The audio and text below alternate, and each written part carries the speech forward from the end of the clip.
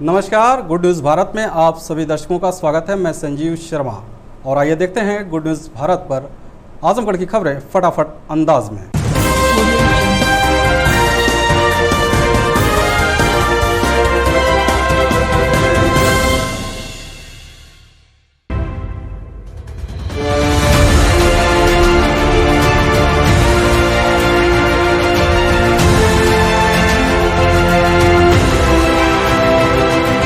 आजमगढ़ जिले के गोपालपुर विधायक ने देवरांचल क्षेत्र को बाढ़ग्रस्त घोषित करने व मुआवजे की मांग को लेकर सीएम के नाम डीएम को सौंपा ज्ञापन। बता दें कि जिले के गोपालपुर विधानसभा के सपा विधायक नफीस अहमद के साथ सपा का एक प्रतिनिधिमंडल जिलाधिकारी से मिलकर मुख्यमंत्री के नाम संबोधित ज्ञापन सौंपा। इस दौरान मीडिया से बातचीत में सपा विधायक नफीस अहमद ने बताया कि इस बार के बारिश ने कई जगहों पर तबाही मचाई, लोगों का काफी नुकसान हुआ। तो वहीं सगड़ी क्षेत्र को देवरांचल इलाके में नेपाल से पानी छोड़े जाने की वजह से वहां के किसानों के फसल डूबकर बर्बाद हो चुके हैं। उन्होंने कहा कि सरकार की तरफ से अभी क्षेत्र के किसानों को किसी भी प्रकार की मदद नहीं मिली। विधायक नफीस अहमद ने बताया कि मुख्यमंत्री के नाम संबोधित ज्ञापन सौंप मांग किया गया है कि क्षेत्र को बाढ़ग्रस्त घोषित करते हुए किसानों के फसल नुकसान का मुआवजा जल्द से जल्द दिया जाए।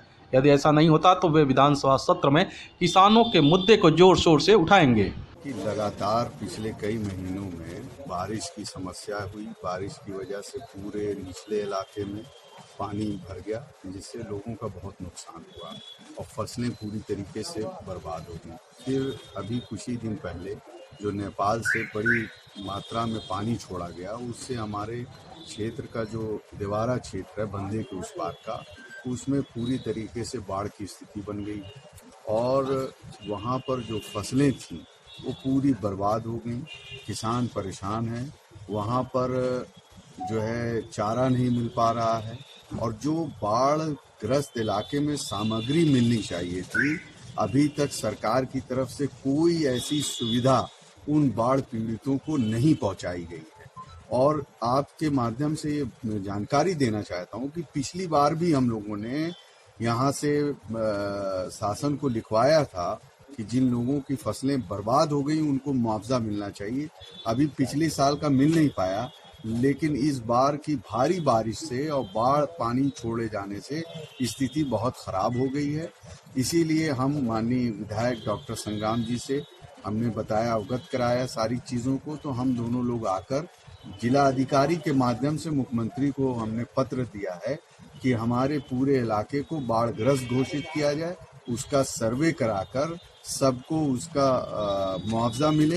क्योंकि जो फसल बर्बाद हुई, लेकिन जो आगे की फसल बुआई है, गेहूं की है, सरसों की है या गन्ना किसान है, वो सब परेशान है और वो कहीं ना कहीं सबको बहुत भारी नुकसान हुआ।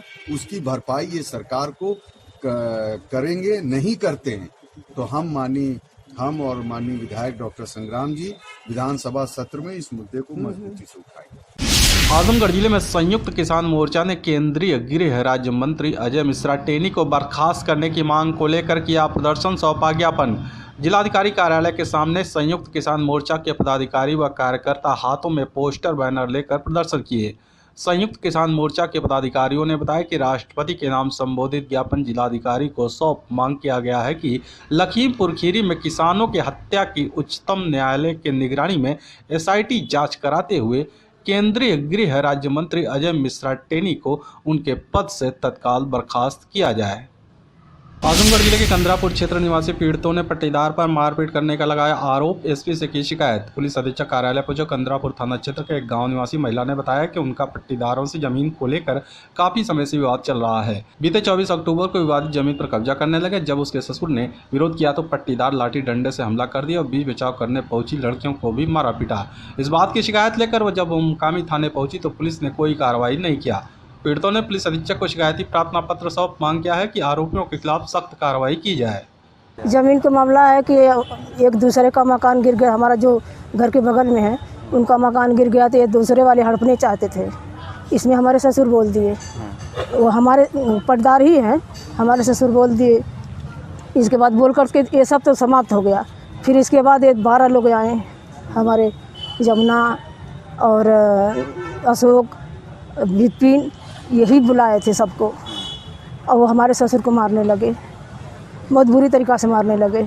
जब हमारी ये लड़की निकली घर में से तो इसका भी कपड़ा लत्ता सब फाड़ने लगे सब, इसको घर में तक चढ़ लिए सर। तो इसकी शिकायत आप थाने पे की थी? हम थाने पे गए थे सर, क्या हुआ? थाना दीवान भगा देता, अंदर हल्ले नहीं देता है। आजमगढ़ कलेक्ट्रेट सभागार में डीएम ने जनप्रतिनिधियों के साथ मतदाता विशेष पुनरीक्षण गतिविधियों के संबंध में की बैठक, दिए आवश्यक दिशा निर्देश। बैठक में जिलाधिकारी राजेश कुमार ने बताया कि संभाजन के उपरांत नए मतदेय स्थलों के अनुसार एकीकृत निर्वाचन नामावली तैयार की गई है। भारत निर्वाचन आयोग द्वारा निर्धारित कार्यक्रम के अनुसार विधानसभा निर्वाचक नामावलियों का आलेख्य प्रकाशन 1 नवंबर को होगा। उन्होंने कहा कि प्रकाशन अवधि 1 नवंबर 2021 से 30 नवंबर 2021 तक होगी तथा विशेष अभियान की तिथि 7, 13, 21 एवं 28 नवंबर 2021 है। जिलाधिकारी ने कहा कि पुनरीक्षण अवधि में बीएलओ डोर टू डोर सत्यापन का कार्य करेंगे तथा पदाभिहित अधिकारी मतदान केंद्रों पर रहेंगे। विशेष अभियान की तिथियों में बीएलओ मतदान केंद्र पर उपलब्ध रहेंगे। उन्होंने कहा कि बल्क में दावे आपत्तियां न उपलब्ध कराई जाए। जिलाधिकारी ने सभी जनप्रतिनिधियों को आश्वस्त किया कि जनपद के समस्त विधानसभा क्षेत्रों की निर्वाचन नामावली का एक सेट आपको 1 नवंबर 2021 को निःशुल्क उपलब्ध कराया जाएगा। इसी के साथ ही सभी विधानसभा क्षेत्रों के बीएलओ की सूची भी उपलब्ध करा दी जाएगी।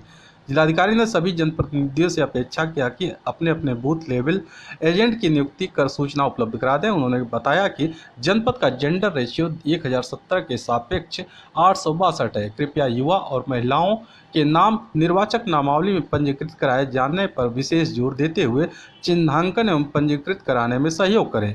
उन्होंने कहा कि ईवीएम एवं वीवीपैट की फर्स्ट लेवल चेकिंग का कार्य बीईएल बेंगलोर के इंजीनियर द्वारा भारतीय खाद्य निगम बिलैसा आजमगढ़ में किया जा रहा है। समस्त जनप्रतिनिधियों से अपेक्षा है कि वह अपना प्रतिनिधि अवश्य भेजें। उन्होंने कहा कि वोटर हेल्पलाइन ऐप का अधिक से अधिक उपयोग करें। आजमगढ़ जिले के डॉक्टर दिनेश यादव बने सपा युवजन सभा के राष्ट्रीय कार्यकारिणी सदस्य। कार्यालय पर हुआ जोरदार स्वागत। बता दें कि समाजवादी पार्टी ने आजमगढ़ जिले के निवासी डॉक्टर दिनेश यादव को समाजवादी युवजन सभा के राष्ट्रीय कार्यकारिणी का सदस्य बनाया है। जिला मुख्यालय स्थित सपा पार्टी कार्यालय पर एक स्वागत समारोह का आयोजन कर पार्टी के पदाधिकारियों व कार्यकर्ताओं ने डॉक्टर दिनेश यादव को माला पहनाकर जोरदार स्वागत किया। इस दौरान मीडिया से बातचीत में डॉक्टर दिनेश यादव ने सपा के राष्ट्रीय अध्यक्ष अखिलेश यादव का आभार व्यक्त करते हुए कहा कि 2022 के विधानसभा चुनाव में समाजवादी पार्टी को 400 से अधिक सीट जिताकर एक बार फिर अखिलेश यादव को मुख्यमंत्री बनाना है। उन्होंने कहा कि बीजेपी से नौजवान, किसान, बेरोजगार सभी वर्गों के लोग उपेक्षित हैं। युवाओं के दम पर हम समाजवादी पार्टी की सरकार बनाएंगे। माननीय राष्ट्रीय अध्यक्ष श्री अखिलेश यादव को 2022 में भारी मतों से मुख्यमंत्री बनाना हर समाज, हर नौजवान, हर तरह के लोगों की जरूरत है। जो बीजेपी में जो भ्रष्टाचार, जो विकास रुक गया है, नौजवान बेरोजगार है, उसके लिए श्री अखिलेश यादव माननीय राष्ट्रीय अध्यक्ष समाजवादी पार्टी को 2022 में 400 से ज़्यादा सीटों पे विजयी बना के सरकार बनाने की जरूरत है, जिसके लिए मैं और राष्ट्रीय अध्यक्ष जी का बहुत बहुत धन्यवाद आभारी हूँ, जो मुझसे कहा कि आप सरकारी नौकरी मेरे लिए छोड़ रहे हैं, हमको एक पद दिया, इसके लिए मैं जीवन भर मेरा पूरा परिवार उनके लिए आजमगढ़ जिले के मोहम्मदपुर विकासखंड परिसर में महिला कल्याण विभाग के तत्वाधान में मिशन शक्ति 3 के अंतर्गत स्वावलंबन कैंप का आयोजन किया गया। इस अवसर पर महिला कल्याण विभाग की शिवाली त्रिपाठी ने बताया कि महिलाओं के लिए सरकार द्वारा विभिन्न जन कल्याणकारी योजनाएं, विधवा महिला पेंशन, मुख्यमंत्री कन्या सुमंगला योजना, शादी अनुदान योजना, मुख्यमंत्री सामूहिक विवाह योजना, दहेज से पीड़ित महिलाओं का कानूनी व आर्थिक सहायता योजना, पति के मृत्यु उपरांत निराश्रित महिलाओं के पुत्रियों के विवाह हेतु अनुदान, उत्तर प्रदेश रानी लक्ष्मीबाई एवं बाल सम्मान कोष योजना, मुख्यमंत्री बाल सेवा योजना सहित अन्य योजनाएं संचालित की गई हैं। उसका लाभ उठाएं और अपने आसपास की महिलाओं को भी जन कल्याणकारी योजनाओं के प्रति जागरूक करें। उन्होंने बताया कि 1090 वुमेन पावर लाइन, 181 महिला हेल्पलाइन, 1076 मुख्यमंत्री हेल्पलाइन, 112 पुलिस आपातकालीन सेवा, 1098 चाइल्ड लाइन, 102 एम्बुलेंस सेवाएं एवं 108 एम्बुलेंस सेवाएं महिलाओं की सुरक्षा के लिए जारी किए गए हैं। आजमगढ़ जिले के कटघर गोमाड़ी मेले में चाकूबाजी में मृतक के दोषियों की होगी जल्द गिरफ्तारी, एसपी सिटी ने दी जानकारी। बता दें कि सोमवार की रात गंभीरपुर थाना क्षेत्र के कटघर गोमाड़ी गांव में लगे मेले में 25 वर्षीय विनोद और 22 वर्षीय सरोज गए थे। दोनों घूमते हुए दुर्गा पांडाल के पास जाकर खड़े हो गए, तभी अज्ञात लोगों से उनका कुछ विवाद हो गया। इतने में हमलावरों ने दोनों पर चाकुओं से हमला कर दिया, जिसमें विनोद और सरोज को चाकू लग गई। घटना में सरोज की काफी चोटें आई। दोनों को उठाकर स्थानीय लोगों ने जिला अस्पताल ले गए, जहां पर डॉक्टरों ने सरोज को मृत घोषित कर दिया, तो वहीं विनोद का इलाज चल रहा है। सूचना पर पहुंची पुलिस ने मृतक सरोज के शव को कब्जे में लेकर पोस्टमार्टम के लिए भेज दिया। तो वहीं एसपी सिटी पंकज कुमार पांडे ने बताया कि मृतक के पिता की तहरीर पर मुकदमा पंजीकृत कर लिया गया है। आरोपियों की गिरफ्तारी के लिए पुलिस दबिश दे रही है, जल्द ही गिरफ्तार कर लिया जाएगा।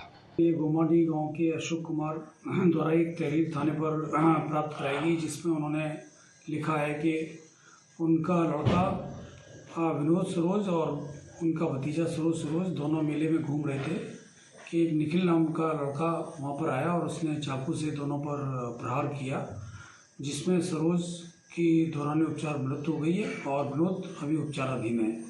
इसमें एक दीनानाथ जो कटगर गांव के रहने वाले हैं, उनकी साजिश होने का जिक्र किया गया है। पुलिस द्वारा इसमें अंतर्गत धारा 302, 307, 120 IPC अभियोग पंजीकृत करके कार्रवाई की जा रही है। अभियुक्तों को गिरफ्तार करने में दबिशें दी जा रही हैं। शीघ्र इसमें अभियुक्तों को गिरफ्तार करके कड़ी कार्रवाई की जाएगी। आजमगढ़ शहर के राजमहल होटल में बैठक कर राष्ट्रीय पंचायती राज ग्राम प्रधान संगठन ने 8 सूत्रीय मांगों को मान लेने पर शासन व सरकार का जताया आभार। बैठक को संबोधित करते हुए संगठन के राष्ट्रीय महासचिव डॉक्टर राजेश सिंह ने कहा कि इसमें कोई शक नहीं कि प्रधानों के सामने वर्तमान समय में कई दुश्वारियां हैं, लेकिन हमारे संगठन के राष्ट्रीय एवं प्रदेश पदाधिकारियों के द्वारा पंचायती राज निदेशक एवं अपर मुख्य सचिव से 25 अक्टूबर को वार्ता कर प्रधानों की 8 सूत्रीय मांगों को मनवाने के लिए राजी कर लिया गया है, जिसमें मुख्य रूप से प्रधानों के मानदेय वृद्धि, वित्तीय प्रशासनिक अधिकारों में वृद्धि, प्रधानों के लिए कल्याण कोष, मनरेगा भुगतान का अधिकार और जिला योजना में 2 प्रधानों का प्रतिनिधित्व मुख्य रूप से शामिल है, जिसकी घोषणा आगामी माह नवंबर में लखनऊ में प्रधानों के अधिवेशन बुलाकर किया जाएगा। उन्होंने यह भी कहा कि आगामी 28 अक्टूबर को संगठन का लखनऊ में कोई कार्यक्रम नहीं है, इसलिए प्रधान कतई भी लखनऊ न जाएं। देखिए, ये जो बैठक हम कर रहे हैं, इसका मूल उद्देश्य था कि हमारे संगठन की कल जो प्रांतीय और राष्ट्रीय पदाधिकारियों की प्रदेश में निदेशक और अपर मुख्य सचिव के साथ एक वार्ता की गई, जिसमें 8 सूत्री मांग पे हमने वार्ता की थी, जिसमें 8 की 8 मांगें हमारी पूरी कर ली गई हैं। और 28 तारीख को एक गैर समझिए वैधानिक संगठन जो उत्तर प्रदेश में है, ऐसे फर्जी, उसने जिस पर मुख्य सचिव का एक पेपर भी सारे DM, CDO और DPRO को प्रेषित है, उन्होंने दिया है। हम भी बता रहे हैं कि 28 तारीख को प्रधान संगठन का कोई अधिवेशन या कोई महारैली या कोई आंदोलन लखनऊ में नहीं।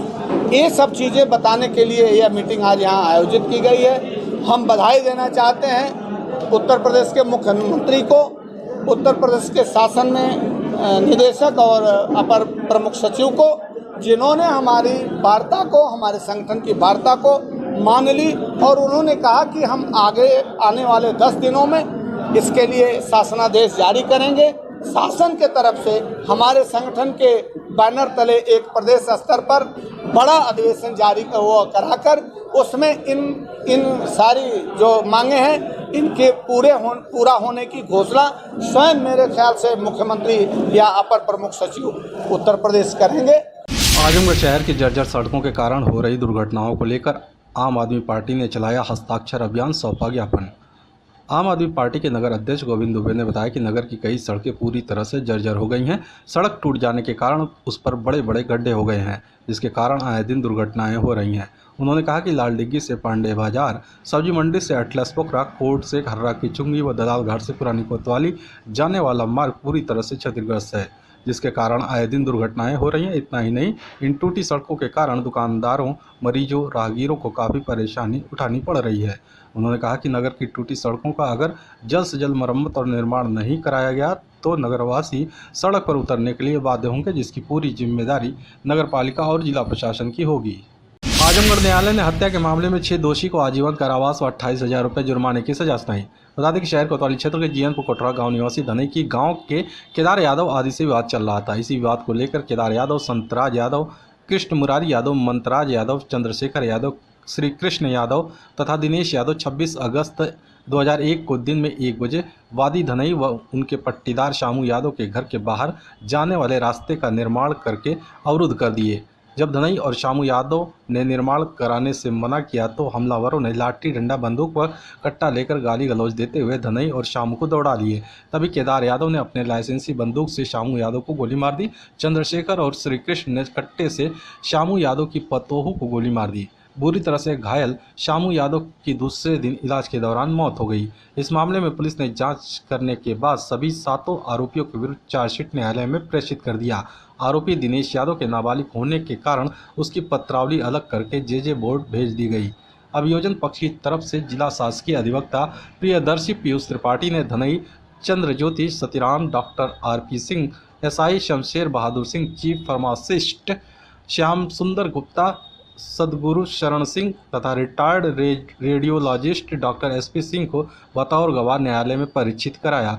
दोनों पक्षों की दलीलों को सुनने के बाद अदालत ने दोषी पाते हुए केदार यादव, संतराज यादव, कृष्ण मुरारी यादव, चंद्रशेखर यादव, श्री कृष्ण यादव तथा मंतराज यादव को आजीवन कारावास तथा 28,000 रुपये जुर्माने की सजा सुनाई। आजमगढ़ जिले के भैरवदासपुर गांव में हो रहे रामलीला में नारद मोह के मंचन ने लोगों को किया भाव विभोर। बता दें कि महाराजगंज विकासखंड के भैरवदासपुर ग्राम पंचायत स्थित विजय पब्लिक स्कूल के सामने आदर्श बाल रामलीला संस्था द्वारा रामलीला का आयोजन किया जा रहा है। इसी कड़ी में रामलीला में नारद मोह का मंचन किया गया, जो बेहद शानदार रहा और उपस्थित लोग देखकर भाव विभोर हो गए। नारद मोह के मंचन को देखकर लोगों ने पात्रों की जमकर सराहना की। बता दें कि यहाँ का रामलीला बेहद लोकप्रिय है और आसपास के लोग आकर रामलीला देखकर आनंद उठाते हैं और पूरा क्षेत्र भक्तिमय बना रहता है। रामलीला का आयोजन अरिमर्दन सिंह के नेतृत्व में चल रहा है। रामलीला आयोजन में नाथू राजभर, मजनू गौड़, सौरभ सिंह, अजीत सिंह, रवि सिंह, सनी सिंह, गोविंद गौड़, अभिषेक सिंह, वीरेंद्र राजभर, मिंटू सिंह सहित तमाम लोग अपना योगदान दे रहे हैं।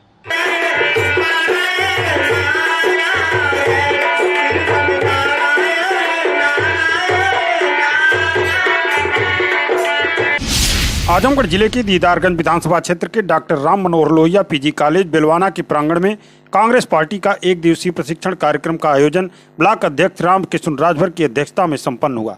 इस प्रशिक्षण कार्यक्रम को प्रशिक्षित करने के मुख्य प्रशिक्षक मिराज वली खां समीर, गिरीश गर्ग, पंकज मिश्रा तथा गिरिशंत यादव रहे। अपने प्रशिक्षण कार्यक्रम में मुख्य रूप से सोशल मीडिया, बूथ प्रबंधन, कांग्रेस की नीतियों पर चर्चा, कितने बिगाड़ा उत्तर प्रदेश व आरएसएस तथा भाजपा द्वारा की जा रही साजिशों पर चर्चा की गई। साथ ही प्रियंका गांधी द्वारा की गई 7 प्रतिज्ञाओं की भी याद दिलाई गई।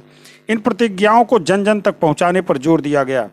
सभी कार्यकर्ताओं को कांग्रेस की नीतियों तथा कार्यक्रम से संबंधित पत्रक व साहित्य भी वितरित किया गया। कार्यक्रम में मुख्य रूप से अवधेश नारायण सिंह, काजी रुकनुल हसन, यदुनाथ यादव, सदस्य ऑल इंडिया कांग्रेस कमेटी एवं सुरेश राजभर एडवोकेट के साथ ही अजीत सिंह ब्लॉक अध्यक्ष फूलपुर, अनिल कुमार सिंह ब्लॉक अध्यक्ष मोहम्मदपुर, रियाज अहमद, राम हौसला राय, जनार्दन सिंह सहित सैकड़ों कार्यकर्ता उपस्थित रहे। आज दीदारगंज विधानसभा में हमारा प्रशिक्षण शुरू हुआ है। इसमें प्रदेश से पदाधिकारी लोग आए हैं और हमारे वर्कर्स को, जो कांग्रेस कार्यकर्ता, उनको प्रशिक्षित किए हैं कि इस बीजेपी सरकार को, जो भ्रष्टाचारी सरकार है, जो सरकार गरीबों की विरोधी सरकार है, जो सरकार नौजवानों की विरोधी सरकार है, जो सरकार किसानों की विरोधी सरकार है, उसको हम जनता के बीच में कैसे उजागर करेंगे, कैसे बताएंगे, जो जनता हमारी दिग्भ्रमित है उसको कैसे समझाया जाए, उसका प्रयास है। मेरा नाम मोहम्मद शमशाद है। मैं सचिव प्रभारी यहाँ आजमगढ़ से में हूँ। उसी क्रम में हम नीचे जो विगत दिनों में हमारे यहाँ के ब्लॉक के अध्यक्ष, जिला सचिव, महासचिव और तमाम साथियों ने मिलकर संगठन सृजन करके न्याय पंचायत अध्यक्ष, उनकी कमेटी, ग्राम पंचायत अध्यक्ष व ब्लॉक कांग्रेस की कमेटी का निर्माण किया। उन लोगों को हम हर विधानसभा में लाके इस तरीके के प्रशिक्षण शिविर में शामिल करते हैं, ताकि इस दमनकारी सरकार के खिलाफ वो जानकारी आपको शामिल मिले जिसकी आपकी। सुरेश राजभर एडवोकेट, यहाँ से दीदारगंज विधानसभा के संभावित उम्मीदवार हैं। इस प्रशिक्षण कार्यक्रम में हम सभी कांग्रेस के लोग इकट्ठा हुए हैं। यहाँ छत्तीसगढ़ से और महाराष्ट्र से ये ट्रेनर आए हैं। ये मनोवैज्ञानिक तरीके से और सामाजिक दृष्टिकोण से और ये सोशल मीडिया के माध्यम से कांग्रेस पार्टी के पुराने योजनाओं और कैसे हम बूथ जीतेंगे पूरी योजना बता रहे हैं। कांग्रेस पार्टियों के अंदर जोश भर रहे हैं कि हम आने वाले चुनाव में कांग्रेस पार्टी को कैसे जिताएंगे। खबरों में समय है एक ब्रेक का। आप देखते रहिए गुड न्यूज़ भारत।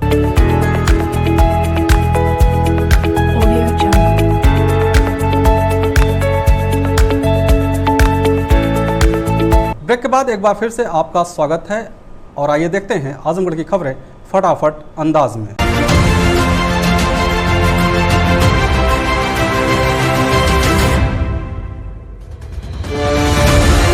रटेश्वर महादेव मंदिर रेतवा चंद्रभानपुर के महंत सूरदास महाराज हुए ब्रह्मलीन। कल 11 बजे दी जाएगी समाधि। रटेश्वर महादेव मंदिर रेतवा चंद्रभानपुर के लगभग 100 वर्षीय महंत सूरदास महाराज उर्फ पलकू महाराज आज मंगलवार को दिन में 11 बजे के करीब ब्रह्मलीन हो गए। स्थानीय लोगों के अनुसार सूरदास जी महाराज इसी ग्राम पंचायत के निवासी थे और आप जन्मांध थे। 13 वर्ष की आयु में ही सूरदास जी महाराज गृह परित्याग कर रटेश्वर महादेव मंदिर पर आ गए और तत्कालीन महंत मंगला दास जी से शिष्यत्व ग्रहण किए। वो महंत मंगला दास के निधन के बाद खेतेश्वर महादेव मंदिर के महंत बने। जन्मांध होते हुए भी उन्होंने मंदिर के विकास में काफ़ी योगदान दिया। आज मंदिर में जो भी कुछ दिखाई पड़ रहा है वो सब कुछ सूरदास जी महाराज की ही देन है। क्षेत्र तथा दूर दराज के लोग बराबर महंत जी का दर्शन करने आया करते थे। क्षेत्रवासियों के सहयोग से उन्होंने अभी 1 वर्ष पूर्व ही विशाल यज्ञ का आयोजन किया था, जिसमें हजारों की संख्या में लोगों ने भाग लिया और प्रसाद ग्रहण किया था।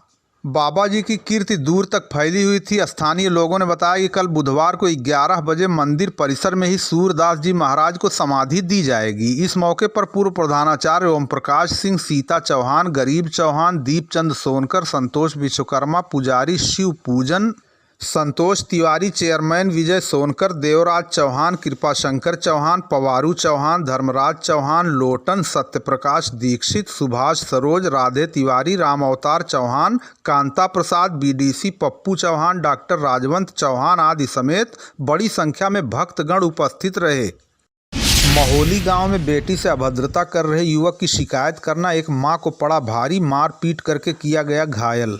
तरवा में एक मां को उसकी बेटी से अभद्रता कर रहे युवक की शिकायत करना भारी पड़ गया। मारपीट कर महिला को घायल कर दिए जाने की जानकारी प्राप्त हुई है। महिला का आरोप है कि उनकी पुत्री रात को घर के बाहर कोई काम कर रही थी। गांव के ही कुछ मनबड़ किस्म के लोग उसके साथ अभद्रता करने लगे, जिसकी जानकारी जब मां को हुई तो बेटी को लेकर शिकायत करने गई। एक आरोपित युवक के घर जाने पर आरोपित के परिजन ही लाठी डंडा और धारदार हथियार से उसके ऊपर हमलावर हो उठे और मारपीट करके महिला को घायल कर दिया गया। कटघर गोमाडीह चाकूबाजी में हुई मौत से उत्तेजित ग्रामीणों ने लगाया जाम। सरकार द्वारा अनुमन्य सहायता दिलाने और आरोपियों की जल्द गिरफ्तारी के आश्वासन पर जाम हुआ समाप्त। सोमवार की रात 9:30 बजे के करीब चाकूबाजी की घटना में 2 युवक गंभीर रूप से घायल हो गए थे, जिसमें 22 वर्षीय एक युवक सरोज पुत्र राम अवतार को चिकित्सकों ने मृत घोषित कर दिया था, जबकि विनोद सरोज का गंभीर रूप से घायल अवस्था में उपचार चल रहा है। पुलिस ने शव को कब्जे में लेकर पोस्टमार्टम के लिए भेज दिया था, लेकिन पोस्टमार्टम से वापस आने के बाद आज मंगलवार को घटना से उत्तेजित ग्रामीणों ने विभिन्न मांगों को लेकर शव को आजमगढ़ वाराणसी मार्ग पर रखकर जाम लगा दिया तथा मुआवजा आदि की मांग करने लगे। जाम की खबर लगते ही प्रशासनिक अमले में खलबली मच गई। आनन फानन में कई थानों की पुलिस मौके पर पहुंची और सीओ सदर, सीओ लालगंज, एसडीएम लालगंज, पूर्व सांसद दरोगा सरोज, पूर्व विधायक बेचई सरोज आदि ने ग्रामीणों को समझा बुझाकर किसी प्रकार लगभग 1 घंटे के बाद जाम को समाप्त कराया। इस अवसर पर एसडीएम लालगंज नवीन प्रसाद ने लिखित तौर पर सरकारी अनुमन्य सहायता और जमीन आदि दिए जाने का आश्वासन दिया है। कटघर गोमाडीह मेले में चाकूबाजी में घायल 2 युवकों में से एक की हुई मौत, परिजनों में मचा कोहराम। सोमवार की रात 9:30 बजे के करीब गंभीरपुर थाना क्षेत्र के ग्राम कटघर गोमाडीह मेले में किसी बात को लेकर चाकूबाजी की घटना हो गई थी, जिसमें 2 नौजवान बुरी तरह घायल हो गए थे। आनन फानन में दोनों को जिला अस्पताल भेजा गया था, जहां एक युवक की मौत से परिजनों में पूरी तरह कोहराम मच गया। मिली जानकारी के अनुसार सोमवार को गोमाडीह में लगे मेले में सरोज पुत्र राम अवतार 22 वर्ष और विनोद सरोज पुत्र रामअचल सरोज 25 वर्ष मेला देखने गए थे।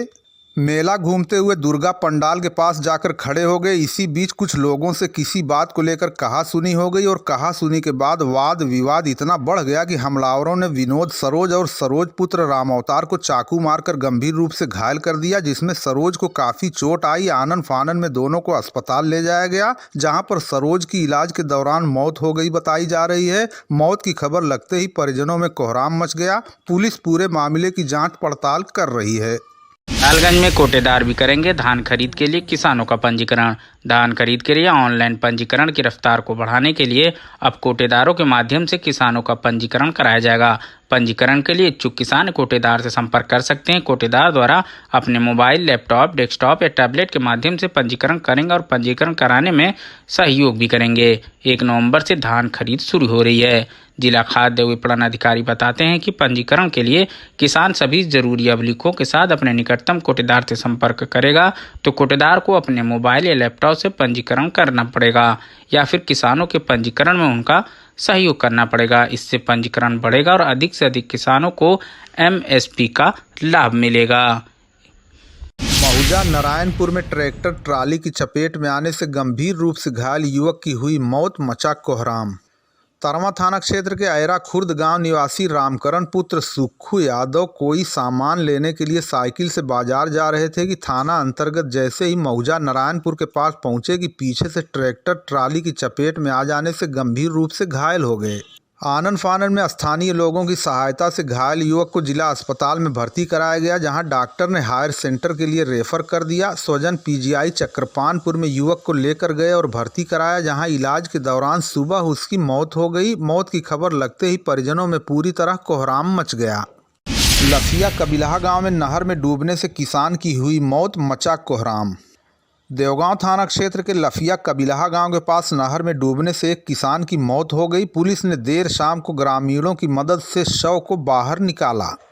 परिजनों को इसकी भनक लगी तो पूरी तरह कोहराम मच गया। मिली जानकारी के अनुसार लफिया कबिलहा गांव निवासी शिव पूजन खेती बाड़ी करके अपने परिजनों की आजीविका चलाते थे। उनकी पत्नी प्रमिला ने बताया कि घर से कुछ दूर स्थित नहर के पास मिट्टी की खुदाई करने के लिए वो निकले थे। देर शाम तक उनके वापस न लौटने पर लोगों को चिंता हुई तो परिजन ढूंढते हुए निकले तो देखा कि नहर में डूबे हुए पड़े हैं। मृतक के 2 पुत्र और 1 पुत्री हैं।